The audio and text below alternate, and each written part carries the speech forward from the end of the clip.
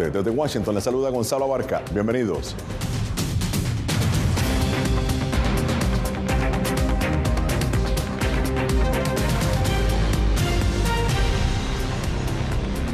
El presidente de Estados Unidos, Donald Trump, puso en marcha su política de aranceles a China, Canadá y México, pero luego suspendió por un mes las tarifas impositivas a las importaciones de estos dos últimos países. El mandatario apunta a lograr mayor colaboración contra el tráfico de fentanilo y cerrar la brecha. La medida, aunque temporal, busca beneficiar en especial a la industria automotriz norteamericana, la más integrada del acuerdo comercial entre Estados Unidos y Canadá. Pero Jaime Moreno se encuentra con nosotros para ampliarnos. Bueno, Jaime, como ya dije, esta es la industria automotriz más integrada. Canadá, Estados Unidos, México. ¿Cuál es el futuro? ¿Cómo se proyecta? Gonzalo, la industria automotriz, como bien lo dices, es bastante integrada. Es decir, funciona de la siguiente manera. Piezas que se producen en Estados Unidos viajan todo el tiempo entre los tres países. Van, por ejemplo, a Canadá, de Canadá se devuelven a Estados Unidos, de Estados Unidos van a México, de México vuelven a Estados Unidos y al final lo que resulta es el ensamblaje de los vehículos. Pero la apuesta de la administración es que esto cambie, que el ensamblaje de los vehículos que se dan en Canadá y en México particularmente se traslade a Estados Unidos, al menos el porcentaje de los vehículos que desde allá se importan a Estados Unidos. Pero ahora estamos hablando solamente de automóviles estadounidenses o hay automóviles que vienen de otros países. Estamos hablando de todos los automóviles que están cubiertos por el acuerdo comercial entre Canadá, Estados Unidos y México. Ahí hay un libre comercio, las piezas de los vehículos, los componentes se mueven todo el tiempo. Eso es tan complejo y tan sofisticado, tan calculado, como imagínense las conexiones de las aerolíneas, que tienen rutas que van de un lado para el otro, conexiones por aquí y por allá. Lo mismo sucede con esta industria. Entonces, al final, Canadá está produciendo junto con México cerca de 5 millones de vehículos. Estados Unidos produce más de 10 millones de vehículos, es decir, vehículos que se ensamblan en estos países, pero en el caso de Canadá y México el 70% vienen a Estados Unidos. Y eso es lo que el gobierno del presidente Donald Trump quiere cambiar. Si van a venir a Estados Unidos, que paguen arancel o que esa producción se mueva aquí.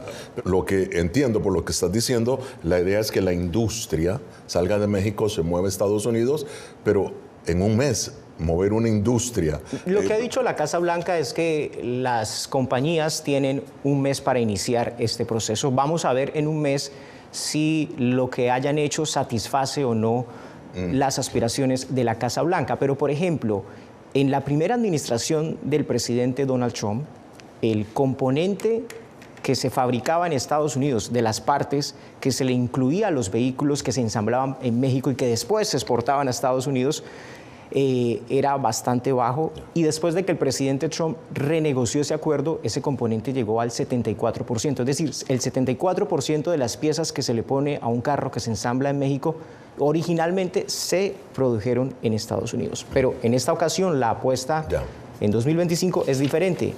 Que no solamente las piezas sean estadounidenses, sino que el carro se ensamble en Estados Unidos. Bueno, muchísimas gracias, Jaime Moreno. Y bien, ahora para analizar el tema nos acompaña Lila Abed. Ella es la directora del Instituto México del Centro Woodrow Wilson, aquí en Washington. La doctora Leticia Calderón Chelios del Instituto Mora en México. Y el analista, columnista Julio Schilling en Miami. Bienvenidos todos, un placer tenerlos nuevamente en foro. Lila, voy a empezar contigo. Bueno, ¿qué análisis, rápidamente, puedes hacer de los aranceles como táctica de negociación con aliados y rivales? Bienvenida. Muchas gracias, Gonzalo. Bueno, desde luego hemos visto desde que llegó al poder el presidente Trump el pasado 20 de enero que una de las principales herramientas que está utilizando para presionar y negociar tanto con aliados hasta como enemigos es el uso o la amenaza de aranceles. Ya vamos en esta segunda ronda de amenazas a sus dos principales socios comerciales, Canadá y México, y hemos visto respuestas pues sumamente distintas, ¿no? Desde Canadá y México. Me voy a enfocar un poco más en la reacción de la presidenta Sheinbaum, que me parece que ha tomado una postura mucho más mesurada, mucho más lógica, mucho más fría. La presidenta Sheinbaum ha mandado señales contundentes a su contraparte estadounidense de que México entiende que hoy por hoy el tema comercial está completamente ligado, vinculado al tema de seguridad, particularmente el combate al fentanilo, que ha causado una crisis de salud pública en Estados Unidos, y también frenar la migración. También ha mandado un mensaje claro de que entiende la preocupación de la creciente presencia, inversión e influencia de China en México, con su Plan México, que intenta reducir las importaciones de Asia, particularmente de China. Y hoy también, o esta semana, anunció la mandataria mexicana que estará revisando todos los tratados comerciales, especialmente que tiene México con su relación comercial con China, en este afán de tratar de evitar una posible tensión aumentada con Washington por la presencia de China. Pero hasta el momento creo que desde la Casa Blanca queda claro que los aranceles y la imposición, la amenaza de ellos se va a utilizar como una varita mágica durante los próximos 4 años y particularmente ante la revisión del TEMEC. Gracias, Lila. Solamente agregar que la misma presidenta Sheinbaum dijo que había tenido una conversación muy cordial con el presidente Trump. Veremos a ver qué sucede más adelante. Ahora paso a Julio. Julio, rápidamente, porque ya vamos casi al final del segmento. La motivación inicial de los aranceles fue presionar a México y Canadá a hacer más en la lucha contra el fentanilo, contra la inmigración, como lo ha dicho Lila. ¿Está funcionando esta estrategia, Julio? Adelante. Sí, está funcionando y primero un placer, Gonzalo, estar contigo y con todo el equipo. Hay que entender la política de los aranceles como un macro programa que busca producir un cambio de paradigma en el modelo socioeconómico de los Estados Unidos. Primero está el factor, como tú bien mencionaste, como herramienta para lograr la cooperación en cuanto al fentanilo, en cuanto a el traspaso de personas apoyado por la documentación legal para entrar, buscando mayor cooperación tanto del vecino norte como el vecino sur de los Estados Unidos. Está el tema de la reciprocidad. Los aranceles buscan corregir una gran injusticia contra los productos estadounidenses a través del mundo. Y la tercera pieza de todo esto es reconfigurar el modelo industrial para beneficiar la producción doméstica, y es entendido como una cuestión de seguridad nacional, no solo por el ayudo a la clase media estadounidense, sino para limitar la dependencia de otras naciones. Muy bien. Ahora, doctora Calderón, en un intento por demostrar su compromiso contra el crimen organizado, la semana pasada México envió a Estados Unidos a 29 capos de la droga, ¿no? Entre ellos Rafael Caro Quintero, extinto jefe del ya desaparecido cartel de Guadalajara. Este es el tipo de gestos que Trump esperaba de México. Adelante.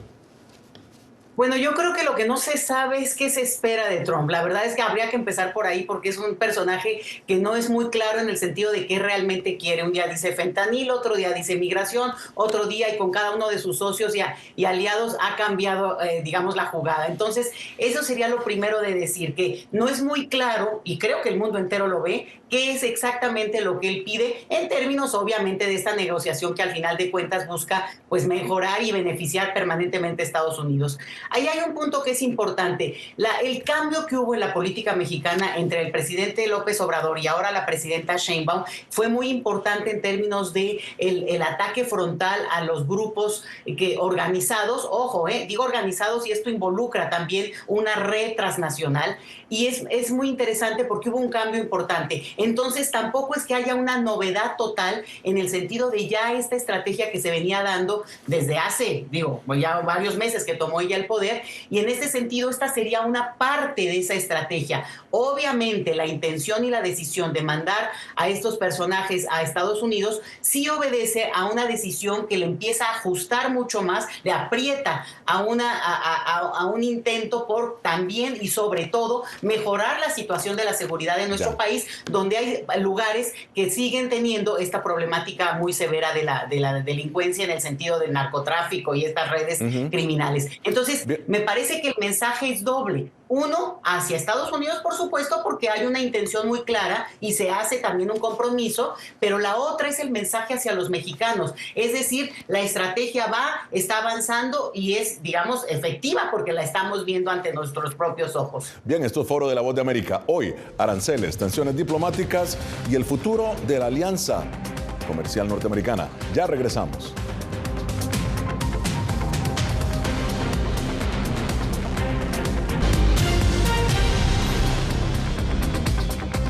Foro de la Voz de América, somos una fuente de información confiable. Continúan con nosotros Lila Abed, directora del Instituto México del Centro Woodrow Wilson en Washington, la doctora Leticia Calderón Chelios del Instituto Mora en México y el analista, columnista, escritor Julio Schilling en Miami.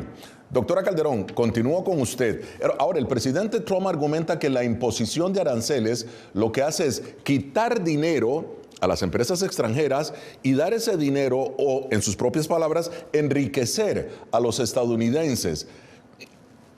¿Su opinión? Bueno, sí, me parece que son coordenadas equivocadas en el sentido de que aquí hay una alianza que se ha construido, digamos, por un modelo que además justo en México está en discusión y en debate y que, bueno, es muy interesante que desde Estados Unidos lo estén pateando, y es este de libre comercio, porque hay un acuerdo y hay una intención en el sentido de que este intercambio va a beneficiar a las economías que participan del tratado. Entonces, el hecho de que Estados Unidos, en la voz de su presidente actual, diga que lo que se necesita es beneficiar exclusivamente a sus ciudadanos a costa de los otros, bueno, pues me parece que rompe de una manera, digamos, contundente con el espíritu del Tratado de Libre Comercio, el TMEC famoso que se revisará el año próximo, y de facto, el hecho mismo de que él amenace con aranceles, pues es una forma de salirse de ese tratado, aunque formalmente siga vigente. Entonces, la intención y el discurso de beneficiar exclusivamente a sus ciudadanos, bueno, pues puede ser la de todo presidente, ¿no? Pero justo en el contexto y en la orquesta internacional de lo que estamos viendo,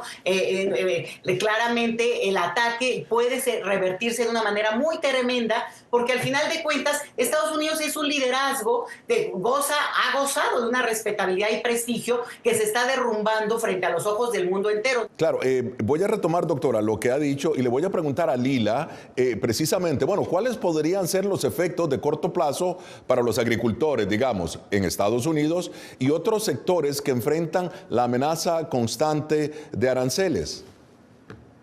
Sí, Gonzalo. Bueno, primero que nada, Estados Unidos más bien México es el primer destino, el destino más importante en el sector agrícola para Estados Unidos, con más de 30,000 millones de dólares registrados el año pasado en comercio agrícola.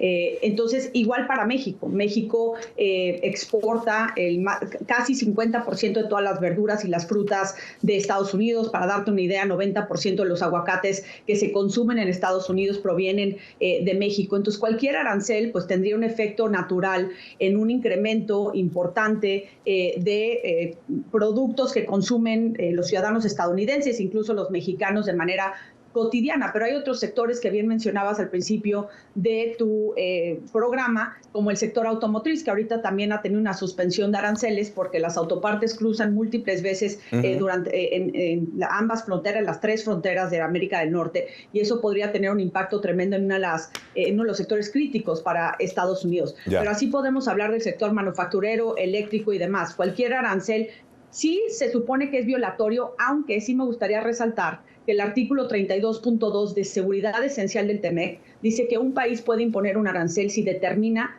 que son por cuestiones de seguridad esencial para ese país, y le ha dado una interpretación muy amplia a Estados Unidos para imponer estos aranceles. Ahora, todo depende de cómo se lleve a cabo la revisión del TMEC este año. Ahora, muy bien, Julio, el presidente Trump continúa destacando su promesa de campaña, que es America First, o Estados Unidos primero, y asegura que desea traer manufacturas de vuelta a Estados Unidos, como lo han destacado, Jaime, Lila, la doctora Calderón. Si eso se logra, ¿de qué dependerá entonces la competitividad, Julio, de productos estadounidenses a la hora de enfrentarse en los mercados globales? Mira, Gonzalo, cuando hablamos de aranceles hay que tener que es una dinámica muy compleja y hay que mirar las cuestiones de los países. Por ejemplo, en cuanto al México, un vecino muy importante. Hay una realidad del gobierno mexicano, los gobiernos mexicanos se han portado sumamente irresponsables en cuanto a cuidar el traspaso de su territorio, en gran medida manejado por carteles de la droga para entrar a personas ilegalmente a los Estados Unidos. Eso es lo primero. Lo segundo es, no ha sido un socio efectivo en controlar la droga y cómo entra. El 90% de la droga que entra a los Estados Unidos entra por la frontera sur, 90%. La mayor causa de muerte de los estadounidenses entre los 18 a 49 años es sobredosis de droga. Quiere decir, para los Estados Unidos es un problema de seguridad nacional. Entonces, si se le ponen aranceles a México como una herramienta para que coopere, y ahora que los carteles de droga implicados en el transporte de narcotráfico y de personas ilegalmente son considerados organizaciones terroristas, pues entonces le da herramientas adicionales al gobierno norteamericano para actuar de una manera definitiva. Pero la manufactura, o sea, lo que estamos mirando, primero hay un cierto mito de comercio libre, de comercio y dejar que el mercado todo lo resuelva. Eso es una falacia porque, para empezar, uno de los mayores jugadores en el mercado es China, y China, por la manipulación de su moneda de una manera artificial, le lanza al mundo productos que en el sentido de la mano de obra no se puede competir. El cambio industrial, de modelo industrial, tiene implicaciones para colocar al obrero estadounidense en una posición de poder competir, personas que no tienen título universitario, para que puedan tener una vida con mucho más decoro. Y es precisamente porque eso no ocurre en China que tenemos estos problemas en el desbalance de la economía mundial. Bien, esto es Foro de la Voz de América. Síguenos en nuestras redes sociales: Facebook, Instagram, YouTube y X. Somos La Voz de América, una fuente de información confiable. Ya regresamos.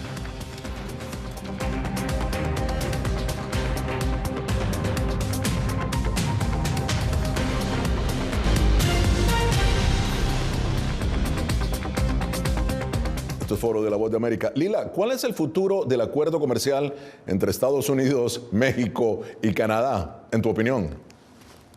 Bueno, Gonzalo, creo que primero que nada tenemos que ver qué ocurre el 2 de abril, qué es lo que va a pasar con los aranceles, que me parece que es la prioridad ¿no? de todos los países de América del Norte. La Casa Blanca y el presidente Trump han anunciado que quiere acelerar el proceso de la revisión posiblemente para julio de este año, entonces estaremos viendo pues un avance importante. Me parece una buena señal. Yo creo que entre más rápido puedan hacer las conclusiones de la revisión del TEMEC, mayor certidumbre ojalá pueda haber para el futuro de la región de América del Norte, pero sí creo que va a ser muy importante ver el tono, las medidas y las políticas que salen de la Casa Blanca de aquí a julio, pero sí creo que gran parte de lo que vamos a ver y una gran probabilidad de lo que se pueda trascender esta revisión es que nos vayamos a revisiones anuales y que no se extienda 16 años más, lo cual debilitaría muchísimo la competitividad, la certidumbre y la inversión en América del Norte. Entonces, ojalá las tres partes puedan hacer una revisión importante, positiva, pero yo creo que es muy probable que nos vayamos a revisiones anuales, Gonzalo. Ahora, doctora Calderón, ya que estamos, Lila ha traído los datos acá. Según datos oficiales del gobierno de México, el 83% de las exportaciones del país se dirigen a Estados Unidos, 83%, y casi el 27% del Producto Interno Bruto de México depende de esas exportaciones. La gran pregunta, ¿cómo ve usted entonces el futuro económico de México? Bueno, pues evidentemente es una sacudida muy fuerte, y es la prueba de que la política neoliberal durante más de 35 años estaba equivocada en el sentido de apostar por una sola economía concentrada sobre todo en Estados Unidos. Es un error estratégico, lo estamos viendo en todo el mundo, el hecho de depender de esa manera de este comercio, de este intercambio con Estados Unidos. Claramente la apuesta hoy por mejorar el mercado interno mexicano, una serie de diversificar nuestro comercio también, es una de las lecciones que la paradoja es que surgen justamente como respuesta a lo que está haciendo hoy Donald Trump, y no quien hubiera dicho de justamente los gobiernos progresistas que hay hoy en nuestro país. Fíjate que eso me parece muy interesante, porque en otro tono se hubiera visto como algo pues más contestatario, más rijoso, y al final lo que estamos teniendo es que tiene que ser una respuesta, y no solo de México, Estados está ocurriendo en todo el mundo,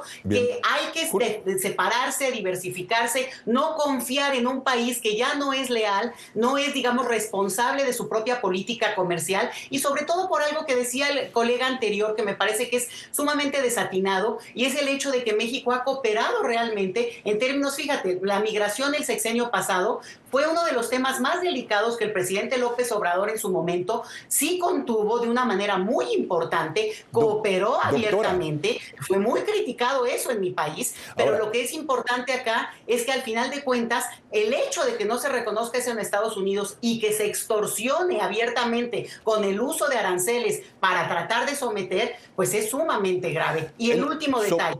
Para México es ya muy claro y se dice abiertamente y sin ningún tapujo el hecho de que el tema de la droga, el tráfico de droga, no es un asunto exclusivo de un territorio. Son empresas transnacionales y que si alguien quiere y sigue con la ingenuidad de pensar que llegan a Estados Unidos y se desaparecen y no hay contubernio en todos los niveles desde el lado estadounidense, es porque sigue pensando en una mentalidad del siglo XIX y no justamente en un siglo XXI que está completamente integrado. Estos negocios así lo son. Okay. Doctora Calderón, ahora, Julio, muy rápidamente, luego de la pandemia, México ha experimentado un rápido aumento de la inversión china, como lo dijiste, de importaciones a ese país. La pregunta es, ¿se volvió México la puerta trasera de China para exportar a Estados Unidos con productos subsidiados de Beijing, en tu opinión?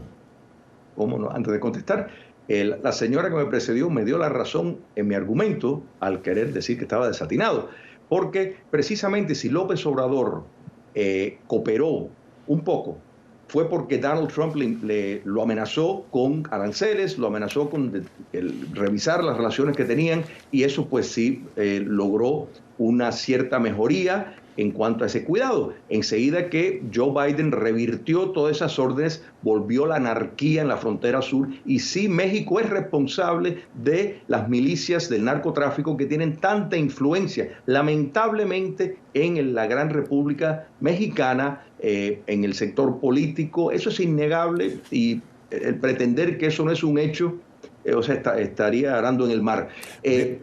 China es una amenaza en todo sentido, y parte del problema con el acuerdo de libre comercio previo era precisamente lo que acabas de mencionar, Gonzalo, que China tenía una presencia, que muchas de las piezas estaban hechas en China, llegaban a México y de México se exportaban a los Estados Unidos. El último acuerdo, el acuerdo que se arregló, el acuerdo de libre comercio nuevo, el efecto está precisamente buscando resolver ese problema. Pero hay que entender una cosa, que aquí hay un desbalance y las naciones tienen derecho a tratar de resolver esos desbalances.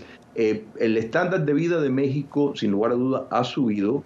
El consumo de los mexicanos, de los estadounidenses, también ha mejorado. Sin embargo, hay un problema del estándar del obrero estadounidense que no está a la altura, y eso es lo que se quiere corregir. Bueno, muchísimas gracias a Lila Abed, a la doctora Leticia Calderón Chelius y a Julio Schilling por este gran debate que hemos tenido. Llegamos así al final de esta edición de Foro de La Voz de América. Nos vemos la próxima semana. Desde Washington les habló Gonzalo Barca. Feliz fin de semana.